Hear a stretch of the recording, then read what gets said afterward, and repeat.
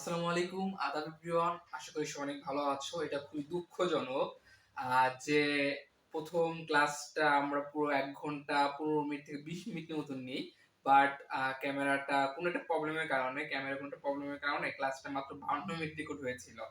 So আমরা তারপর থেকে কন্টিনিউ করি। আমরা পুরো ক্লাসটা শেষ হওয়ার পর বুঝতে পেরেছিলাম। একা ক্লাসটা নিচ্ছিলাম, যার কারণে কেউ বুঝতে পারেনি যে ক্লাসটার মধ্যে থেমে গিয়েছিল।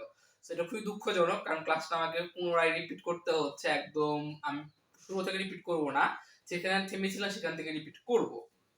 সো আমরা শেষ ক্লাসে আমরা গড় পরবর্তী নিট মুনাফা পেয়েছিলাম ৩,৮০০ টাকা। ৩,৮০০ টাকা বের করেছিলাম, তাই না?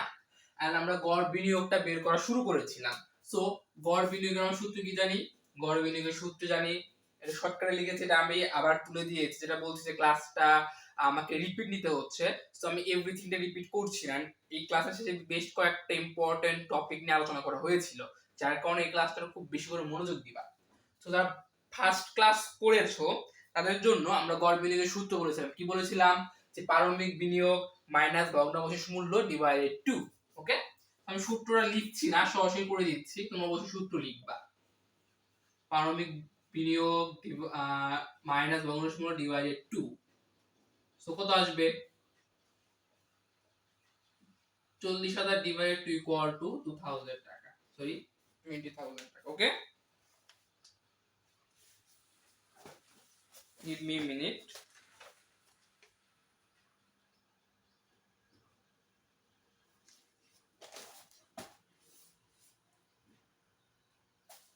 তাই তো বলি ভুল যায় কোথায়। দেখছো, এর জন্য হচ্ছে আমরা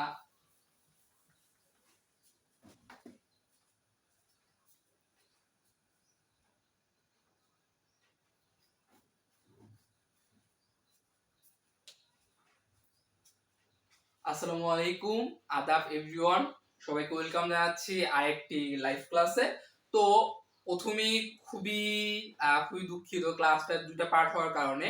এটা খুবই দুঃখজনক যে আমি প্রায় ১ ঘন্টা ২০ মিনিটের মতন ক্লাস নিয়েছি প্রথম ক্লাসটায়, যেখানে ৫২ মিনিটের পর ক্যামেরাটা সম্পূর্ণ অফ হয়ে গিয়েছিল। আমি বুঝতে পারিনি, আমাকে প্রিভিউ দেখিয়েছে, বাট যখন আমি ক্লাসটা আপলোড দেখতে যাই অরিজিনাল, তখন দেখি যে না, ক্লাসটা ৫২ মিনিটের পর আর রেকর্ড হয়নি। সো আমরা ক্লাসটা আবার রিপিট করব। সো আমরা ক্লাসে ম্যাথের এই গড় পরবর্তী নিট মুনাফা আমরা বের করেছিলাম ৩,৮০০ টাকা। সো আমরা কি করব এখন? গড় বিনিয়োগটা কি করব? গড় বিনিয়োগটা বের করব। সো গড় বিনিয়োগের সূত্র কি জানি? গড় বিনিয়োগের সূত্র জানি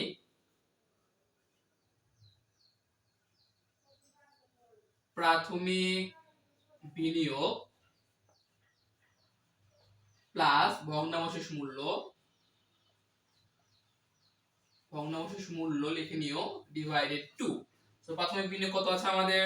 ৫০,০০০ এন্ড আমাদের ভগ্নাংশ মূল্য আছে ১০,০০০ ডিভাইডেড 2 ইকুয়াল টু কত? ইকুয়াল টু ৩০,০০০ টাকা। ৩০,০০০ টাকা। সো আমি ফুললি লিখছি না, তোমরা একটা লাইন নিয়ে দিবা, ৬০ ডিভাইডেড 2 দিয়ে দিলে ভালো, না দিলে চলে, বাট দিলে সবচেয়ে ভালো। সো আমরা কি পেলাম? আমরা হচ্ছে গড় বিনিয়োগ পেলাম, গড় পরবর্তী নিট মুনাফা পেলাম। সো আমরা কি করব এখন? আমরা সিম্পলি সূত্রটা বসাবো। অতএব গড় মুনাফার হার অথবা ARR ইকুয়াল টু কি? যে গড় কর পরবর্তী, ওকে, গড় কর, আমরা ওই মেতে লাস্টে, একদম লাস্টে গড় বিনিয়োগে মাইনাস দিয়েছিলাম। মাইনাস হবে না, প্লাস হবে। আমি ওই ক্লাসটা সম্পূর্ণ, ওই লাইনটা ভুল হয়েছিল, ঠিক করে পুরো ক্লাস নিয়েছি। ১ ঘন্টা ২০ মিনিট ক্লাস নেওয়ার পর যখন প্রিভিউ দেখতে, তখন আমি হতাশ, কারণ ক্লাসটা রেকর্ড হয়নি। এটা খুবই দুঃখজনক, কারণ একটা ক্লাস রিপিট করা অনেক কষ্টকর। গড় কর পরবর্তী নিট মুনাফা ডিভাইডেড গড় বিনিয়োগ ইনটু 100। ওকে, 100 নিতে হবে, কারণ 100টা কি? 100 হচ্ছে পার্সেন্টেজ। তো আশা করি সম্পূর্ণটুকু দেখা যাচ্ছে। সো আমাদের ছিল ৩৮০০ টাকা ডিভাইডেড আমাদের ৩০,০০০ টাকা ইনটু 100। ওকে, সো আমরা এটা করি। আমাদের এটা কত আসে? 3800 ডিভাইডেড 30,000 আমাদের আসবে, আমরা কি জানি 4 ঘর নিতে হয়, 0.12 ডাবল অনেকগুলো 6 আছে, আমি 67 নিব ইনটু 100, সো কত আসবে আমাদের? আমাদের আসবে 12.67%। বাট আমরা প্রথম ম্যাথের একদম যখন আমরা ম্যাথটা বুঝাই তখন আমি বলেছিলাম যে কি কোম্পানির নির্ধারিত হার হচ্ছে 15%।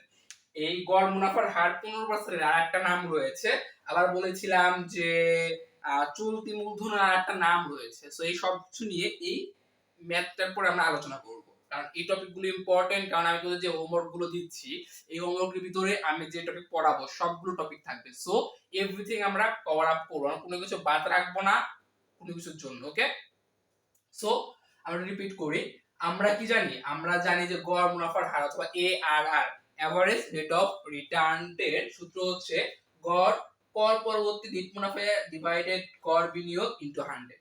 সো এটা খেয়াল করি, আমি এটা ওই ক্লাসে শুরুতে বলেছিলাম যাদের কি আছে, আমাদের হচ্ছে অপচয় এবং কর পূর্ববর্তী আয় আছে। আমাদের কি কর পূর্ববর্তী আয় রয়েছে, কর পূর্ববর্তী আয় রয়েছে। তো আমরা ছক করে অপচয় বাদ দিয়েছি, কর বাদ দিয়েছি, তারপর কি পেয়েছি? তারপর হচ্ছে আমরা এই কর পরবর্তী মুনাফা অথবা আয় পেয়েছি। এই যে গড় পরবর্তী মুনাফা আয়, এটাকে আমরা কি করেছি? এটা আমাকে গড় করেছি কিভাবে? 5 বছরটা যোগ করে 5 দিয়ে ভাগ করে যা পেলাম সেটা হচ্ছে গড়। কত পেয়েছিলাম আমরা? 3800 টাকা পেয়েছিলাম। এন্ড এরপর আমরা সিম্পলি কি করলাম? গড় বিনিয়োগটা বের করলাম কিভাবে? প্রাথমিক বিনিয়োগ যোগ ভগ্নাংশের মূল্য ডিভাইডেড 2। আমরা যদি একটু লাস্ট ক্লাসে দিকে খেয়াল করি, যায় না দেখা যাবে কি না, একদম শেষের দিকে দেখো ক্লাস রেকর্ড হয়েছে মাত্র 52 মিনিট 21 সেকেন্ড, যেখানে ক্লাস নিয়েছিলাম 1 ঘন্টা 20 মিনিটের মতন। এখানে লাস্টে আমরা একদম শুরুতে প্লাস দিয়ে মাইনাস দিয়েছিলাম, ওটা ভুলে মাইনাস দিয়েছিলাম। পরবর্তী দেখার জন্য যখন আমরা চেক দেওয়ার জন্য যখন এটা দিই তখন হচ্ছে দেখি যে ক্লাসটা স্টপ হয়ে গেছে, খুব দুঃখজনক, কারণ প্রিভিউ দেখে স্টপ দেখাইছে। সো আমরা যখন গড় বিনিয়োগ দিব এই সূত্রগুলো অবশ্যই লিখবো, এন্ড আমি যেগুলো সূত্র দেখে দিয়েছি অবশ্যই বাড়িতে 2-3 বার প্র্যাকটিস করবা, সূত্রগুলো লিখবা, এগুলো তোমার ইমপ্রুভ হবে। সো এই আর কত বেড়েছে আমাদের? 12.67%। একটা কথা খেয়াল রাখবা, কোম্পানি হতে বেশিরভাগ ম্যাথ কোম্পানি হতে তোমাকে বলে দিবে যে নির্ধারিত গড় মুনাফার হার 15%। সো মন্তব্য কি দিবা? অবশ্যই তোমাকে চাইবে যে প্রকল্পে বিনিয়োগ করা যাবে কি যাবে না। তো মন্তব্য দিবে এভাবে যে উক্ত প্রকল্পের গড় মুনাফার হার 12.67%, যেখানে কোম্পানি হতে নির্ধারিত গড় মুনাফার হার 15%। যেহেতু প্রকল্পের গড় মুনাফার হার কম, সেহেতু প্রকল্পে বিনিয়োগ করা লাভজনক নয় কিংবা উপযুক্ত নয় কিংবা প্রকল্পটি গ্রহণযোগ্য নয়। আচ্ছা, সো এই হচ্ছে আমাদের ম্যাথ। সো এই পর্যন্ত আশা করি কারোর কোনো সমস্যা নেই। এরপর যদি আমরা একটু খেয়াল করব, আমরা সিম্পলি একটা জিনিস খেয়াল করব, সেটা হচ্ছে এই প্রাথমিক বিনিয়োগ তুমি কিভাবে নির্ণয় করবা। রাইট? সব ম্যাথে কি এই প্রাথমিক বিনিয়োগ দেওয়া থাকবে ভাইয়া? সব ম্যাথে প্রাথমিক বিনিয়োগ দেওয়া থাকবে না। লাইক সবগুলো ম্যাথে কি কর পরবর্তী থাকবে? থাকে না, কর পূর্ববর্তীও থাকে। তো সেম ভাবে এই যে প্রাথমিক বিনিয়োগ, এটা তুমি পাবা না। তো প্রাথমিক বিনিয়োগের আমরা একটু প্রাথমিক বিনিয়োগ নিয়ে কথা বলি। প্রাথমিক বিনিয়োগ, ওকে, প্রাথমিক বিনিয়োগ কেমনে নির্ণয় করবা? খুবই সহজ। লাইক আমরা হচ্ছে প্রত্যক্ষ ব্যয় কি বলতাম? আত্মীয় কথা জীবনে প্রত্যক্ষ ব্যয় কি বলতাম? যে ক্রয় করে গুদামজাত করা পর্যন্ত সকল ব্যয় হচ্ছে প্রত্যক্ষ ব্যয়। সেম কথা আমরা এখানে বলবো যে কোনো মেশিন ক্রয় করে একদম উপযুক্ত ব্যবহারযোগ্য করার আগ পর্যন্ত সকল ব্যয় হচ্ছে প্রাথমিক খরচ। বোঝো নাই? একটু বোঝার চেষ্টা করি। ধরো মেশিন ক্রয় 10,000 টাকা, মেশিন ক্রয় কি? মেশিন ক্রয় 10,000 টাকা। সো এই যে মেশিন ক্রয় 10,000 টাকা, তুমি মেশিনটা ক্রয় করেছো, ক্রয় করে নিয়ে আসবে, কি লাগবে তোমাদের? তোমার হচ্ছে যানবাহন লাগবে। তো যানবাহনের খরচ লাগবে 2,000 টাকা। আবার ধরো কি তোমার শুল্ক দিতে হবে, ওকে, শুল্ক দিতে হবে 1,000 টাকা। সো কত হলো তোমাদের? 13,000 টাকা। আবার সংস্থাপন ব্যয় 5,000 টাকা, কত হলো? 18,000 টাকা। সো নিড প্রাথমিক বিনিয়োগ কত হবে? প্রাথমিক বিনিয়োগ হবে 18,000 টাকা। আবার একটু ভালো করে খেয়াল করি, finance is all about theory. থিওরিটা ভালো পারলে ফিনান্স একদম কাঁপাবা। ফিনান্স অনেক ইজি। তুমি যত বেশি কি করবা, যত বেশি তুমি থিওরি পারবা, যত বেশি থিওরি কভার আপ করবা, তত বেশি তুমি ভালো করতে পারো ফিনান্সে। সো প্রাথমিক বিনিয়োগ কি? একটি মেশিন ক্রয় করে সংস্থাপন পর্যন্ত কিংবা ব্যবহার উপযোগী করা পর্যন্ত সকল খরচ প্রাথমিক বিনিয়োগে অন্তর্ভুক্ত হবে। তাই তোমাদেরকে একটা ম্যাথ দিব, সমস্যা 4। এই ম্যাথ তোমার পেয়ে যাবে, ফটো পেয়ে যাবে গ্রুপে, এই ক্লাসের সাথে সাথে পেয়ে যাবা। কিংবা যারা এই ক্লাসটা ইউটিউবে দেখছো, ডেসক্রিপশন বক্সে দেখবা যে সুন্দর করে এই ক্লাসের এর আগের ক্লাস, এই ক্লাসের হোমওয়ার্ক গুলো ডেসক্রিপশন বক্সে দেওয়া আছে, কিংবা এই ক্লাস দেখছো এর আগের ক্লাসের পার্টটা ডেসক্রিপশন বক্সে দেওয়া আছে। সো দেখো, মেশিন ক্রয়, যে কি বললাম যে একটি মেশিন ক্রয় করে ব্যবহার উপযোগী করা পর্যন্ত সকল খরচ কি প্রাথমিক বিনিয়োগের অন্তর্ভুক্ত হবে। সো মেশিন ক্রয় 2,50,000, ওকে। আমদানি শুল্ক 50,000 টাকা। সো এটা কি হবে? যোগ হবে। ধরো সব ক্ষেত্রে তোমার এই বিনিয়োগটা দেওয়া থাকবে না বাবা, বিনিয়োগটা তোমাকে বের করে নিতে হবে। সো ধরো মেশিন ক্রয় 2,50,000 টাকা। 50,000 টাকা কি? 50,000 টাকা শুল্ক। আবার কি বলেছে? রেল ভাড়া 5,000 টাকা। আবার সংস্থাপন ব্যয় 10,000 টাকা।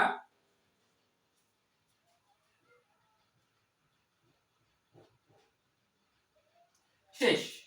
যোগ করো 3 লাখ, 3,15,000। 3,15,000 কি তোমার? 3,15,000 হচ্ছে প্রাথমিক বিনিয়োগ। আবার বলি, কোনো কিছু, কোনো মেশিন, কোনো যন্ত্রপাতি ক্রয় করে ব্যবহার উপযোগী করা পর্যন্ত সকল খরচ হচ্ছে প্রাথমিক বিনিয়োগের অন্তর্ভুক্ত। সো যদি প্রাথমিক বিনিয়োগে ম্যাথে দেওয়া না থাকে, তুমি কি করবা? এই সকল কিছু যোগ করে প্রাথমিক বিনিয়োগটা কি করবা? বের করবা। ওকে। সো এই হচ্ছে প্রাথমিক বিনিয়োগ গেল। ভগ্নাংশের মূল্য বুঝাইছি কিভাবে, যে তুমি কোনো মেশিন ক্রয় করলা, যখন এটা নিঃশেষ হয়ে যাবে, ধরো এই মেশিনটার মেয়াদ হচ্ছে 10 বছর, ওকে, এই মেশিনটার মেয়াদ হচ্ছে 10 ইয়ার্স। তো 10 বছর পর এই মেশিনে কি করবা? কেজি বা বেচে দিবা। এই কেজি বা বেচলে যে টাকাটা পাবা সেটাই হচ্ছে কি ভগ্নাবশেষ মূল্য। ধরো 10,000 টাকা, সাপোজ 10,000 টাকা ধরো, কম হতে পারে, বেশি হতে পারে। ওকে, এটা ভগ্নাবশেষ মূল্য। এরপর আমি আরেকটা কথা বলেছিলাম যে এই যে মুনাফার হার 15%, এটা আরেক ভাবে লেখা যায়। কিভাবে আরেক ভাবে লেখা যায়?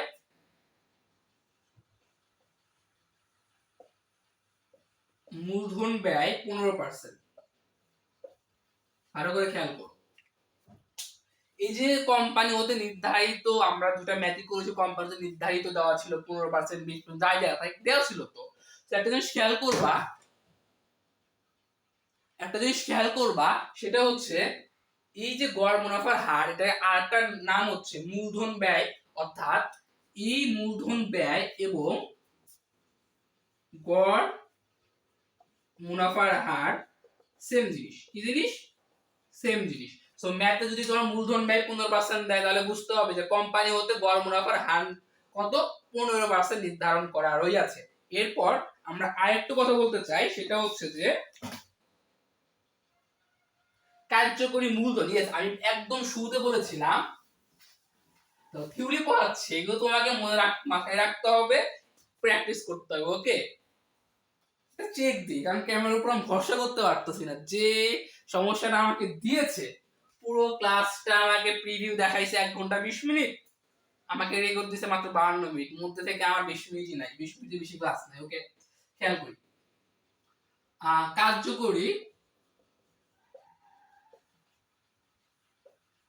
কার্যকরী মূলধন এন্ড চলতি মূলধন।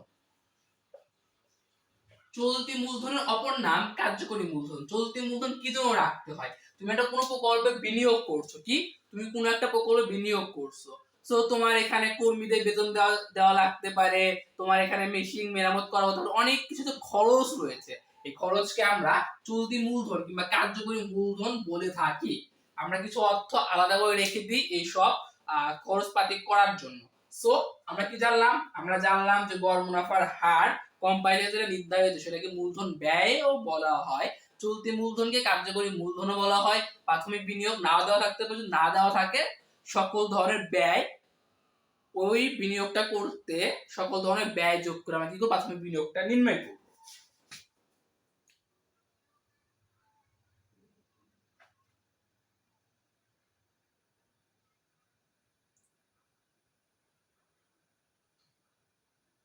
এন্ড আমরা বলেছিলাম স্বাধীন প্রকল্প, এন্ড আমরা বলেছিলাম কি স্বাধীন প্রকল্প, আমরা বলেছিলাম পরস্পর বর্জনশীল প্রকল্প। যদি বর্জনশীল লিখে দিয়েছিলাম শর্টকাটে, বাট স্বাধীন প্রকল্প এবং পরস্পর বর্জনশীল প্রকল্প। তো আবার একটু রিভাইজ দেব, প্রকল্প দুই প্রকার, স্বাধীন প্রকল্প এবং পরস্পর বর্জনশীল প্রকল্প। এবং এই প্রকল্পগুলোকে মূল্যায়ন করার জন্য বেশ কয়েকটা পদ্ধতি রয়েছে। তার ভিতরে আমরা বলতে পারি সনাতন পদ্ধতি এবং আধুনিক পদ্ধতি। এই দুটো পদ্ধতিতে দুটো করে ভাগ রয়েছে। সনাতন পদ্ধতির ভিতরে রয়েছে কি গড় মুনাফার হার ARR, যেটা আমরা করছি, আর একটা হচ্ছে পে ব্যাক পিরিয়ড। এই ক্লাস শেষে আমরা নেক্সট ক্লাস করব পে ব্যাক পিরিয়ডের উপরে, আর একটা ক্লাস নিট বর্তমান মূল্যায়ন, নিট প্রেজেন্ট ভ্যালু। এন্ড আধুনিক পদ্ধতি আরেকটা আছে কি আন্ত হাই আয় হার নির্ণয় IRR। সো আমরা কিন্তু একটা শেষ করলাম, ARR শেষ করলাম। মনে রাখবা বুঝানোর করানোর দায়িত্ব কিন্তু আমার ছিল। আবার বলি, বুঝানোর করানোর দায়িত্ব কিন্তু আমার ছিল। এখন এখন আমি তোমাকে বুঝালাম, আমি তোমাকে করালাম, আমি তোমাকে ম্যাথ দিলাম। এই সেম ম্যাথ গুলো তুমি যদি প্র্যাকটিস করো এভরি উইকে, তোমাকে কেউ আটকাতে পারবে না। এন্ড তুমি যদি প্র্যাকটিস না করো ফিনান্সের সূত্র তুমি এমনি ভুলে খাবা। বুঝছো? ইয়েস, মনে থাকবে, মনে রাখার জন্য প্র্যাকটিস করতে হয়। সো গড় মুনাফার হার কিংবা ARR নিয়ে এ পর্যন্তই। আশা করি এই দুটা ক্লাস মিলে সবকিছু বুঝতে পেরেছো। কোনো কিছু বুঝতে না পারলে ফেসবুক গ্রুপ আছে, ডেসক্রিপশন বক্সে লিংক আছে, তোমাদের মেসেঞ্জার গ্রুপ আছে, সো এভরিথিং রয়েছে। যে কোনো সমস্যা আমাদেরকে বলবা, আমি না থাকলে কায়েস স্যার আছে, কায়েস স্যার আমাদের সাথে সব সময় রয়েছে। সো এই ছিল আমাদের গড় মুনাফার হার নির্ণয়। সো আমরা নেক্সট ক্লাসে শিখবো পে ব্যাক পিরিয়ড, এন্ড আমরা পরবর্তী তিনটে ক্লাসে ইনশাআল্লাহ কোনো ভাগ হবে না আশা করি, পরবর্তী তিনটা ক্লাসে আমরা আর তিনটা পদ্ধতি শিখবো এবং এই চ্যাপ্টারটা ক্লোজ করব। আমরা চেষ্টা করব প্রতিটা জিনিস স্টেপ বাই স্টেপ অনেক ভালো করে শিখতে। ওকে, সো দেখা, আজকে দেখা পর্যন্তই। দেখা হয় পরবর্তী ক্লাসে। ভালো থাকো, সুস্থ থেকো, এবং লাস্ট কথা মনে রাখবা, আমি হোমওয়ার্ক দিব, হোমওয়ার্ক যদি না করো ফিনান্স পারবা না। সিম্পল বিষয়। আমি হোমওয়ার্ক দিব, তুমি যদি হোমওয়ার্ক না করো ফিনান্স তুমি পারছো না, এটাই তুমি কনফার্ম থাকো। আল্লাহ হাফেজ, দেখা হবে পরবর্তী লাইভ ক্লাসে। ভালো থাকো, সুস্থ থাকো, ইনশাআল্লাহ। দেখা হবে পরবর্তী আরেকটা ক্লাসে।